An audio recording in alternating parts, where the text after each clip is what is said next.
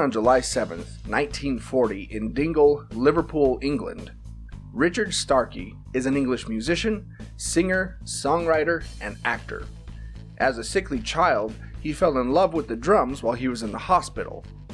He originally played for the band Rory Storm and the Hurricanes, before rising to worldwide fame as drummer of the Beatles. After the Beatles broke up, he continued to make music, and also found a second career as a part-time actor. But you already knew that. So, here are 10 things you probably didn't know about Ringo Starr. Number 10. He was very sick as a child. Ringo was born to Richard Starkey and Elsie Gleave and spent much of his childhood in the hospital, suffering from severe bouts of tuberculosis, among other illnesses. When he was 6, he developed appendicitis, and his appendix burst. He was rushed to the hospital, where he fell into a coma for 10 weeks. He was in and out of the hospital so often and so close to death that he was nicknamed Lazarus because he kept coming back from the dead.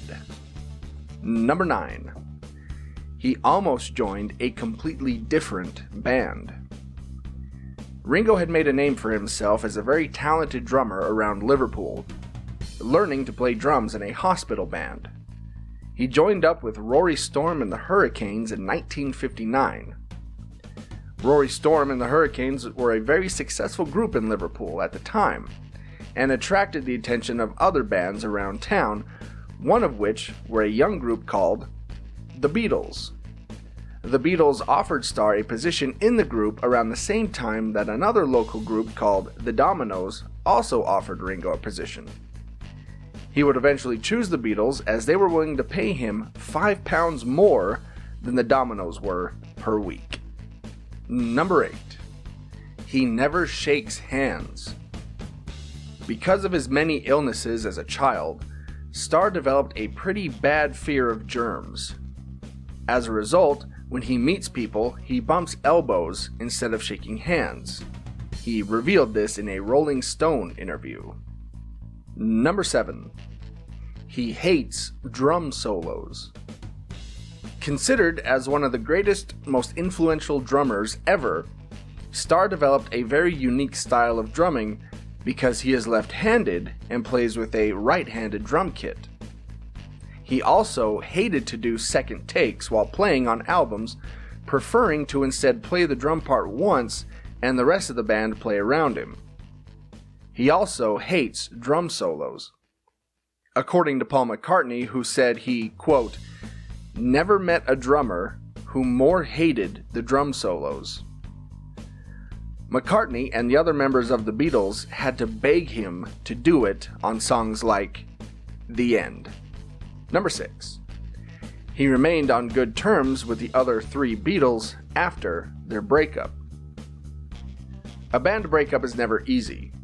When you're the biggest band in the world, it's a nightmare.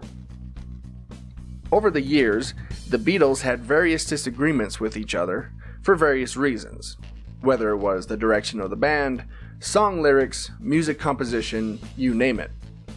But for the most part, Ringo stayed out of it. In fact, the fights got so bad that in 1969, Ringo quit the band and only came back after the other 3 told him how much he was missed. After the band's official breakup in 1970, John, Paul, and George rarely made music together or even spoke. But there was never any bad blood towards Ringo. In fact, Ringo is the only one to play on solo albums for the other 3. He played drums on John's 1970 Plastic Ono Band album, played on 4 of Paul's albums, and 7 of George's. In fact, after George passed away, his wife said that George considered Ringo his best friend. Number 5. He has never had pizza. As I previously mentioned, Ringo was a very sick child, spending a lot of his time in hospitals. And it was during this time that he also discovered he suffers from many allergies. In an interview, he said, quote, I'm allergic to onions and garlic and spices. He also said that because of this, quote, "I've never had pizza, never had a curry." Ironically, Ringo did an ad for Pizza Hut in 1995. Number 4. He was a Beatle of several firsts. Though Ringo was the last to join the Beatles, he was the first when it came to many other things. He was born first. Ringo was born in 1940, 3 months before John, while Paul was born in 1942 and George in 1943. He was the first to leave the group. As I mentioned before, during a particularly turbulent time during the making of the White Album, Ringo quit the band. He was the first to smoke marijuana after it was offered to them by friend and fellow musician Bob Dylan at a hotel in New York. And he had the very first copy of the White Album, which he sold at auction for a world record of $790,000. Number 3. He shares an acting role with 2 very famous people. Ringo has done a fair bit of acting with 86 acting credits to his name on IMDb.